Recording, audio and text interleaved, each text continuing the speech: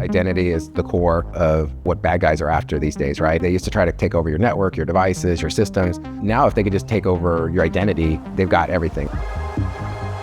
We have to look at identity not just for itself, but we have to look at it across the cloud, across our AI systems, across our SaaS system. So it definitely, the biggest focus today is protecting the identity. If you're only looking at identities in your SaaS environment or your cloud or your AI, you're missing something in part of the equation. So I think you need to be able to look at all of those different environments in a centralized spot, and you need to do it quickly. You have to assume somebody's going to get in, but you don't have to assume impact. And Mitiga stops you from having that impact. So where do security leaders feel most exposed despite of all these investments they've made? AI has grown significantly in our environment. It's expanded the threat risk footprint. It's expanded internal usage and what risk we have with internal usage. So I think that's really become kind of the big source of security lack that we have today, is this our capability to cover and monitor everywhere that AI is. People don't necessarily know how to secure AI or how to secure the LLMs, or for that matter, MCP servers or RAG systems or other things that are related to AI. So I think it's a learning curve for our industry and learning curve for those who work in it to better understand what are the AI related risks and how can you secure against them.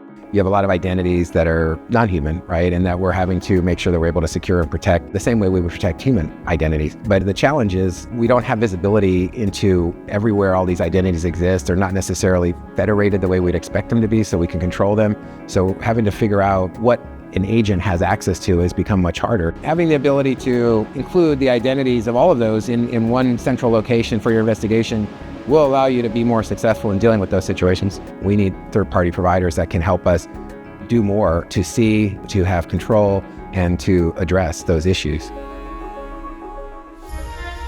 What would it take for you to trust an autonomous or agentic SOC?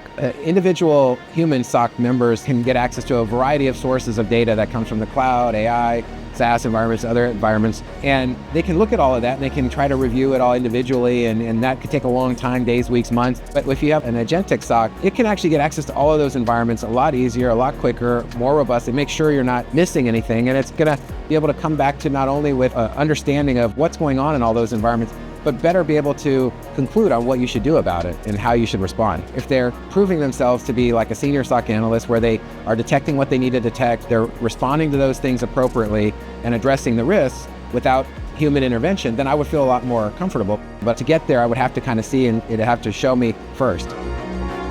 I think organizations should consider a solution like Mitiga because the cloud security posture management is just not enough. It helps you to protect your environment from attacks, but it doesn't guarantee that you're not going to get attacked. But at the end of the day, everybody gets breached. And I think that's what Mitiga provides. You know, it gets the bad guys out.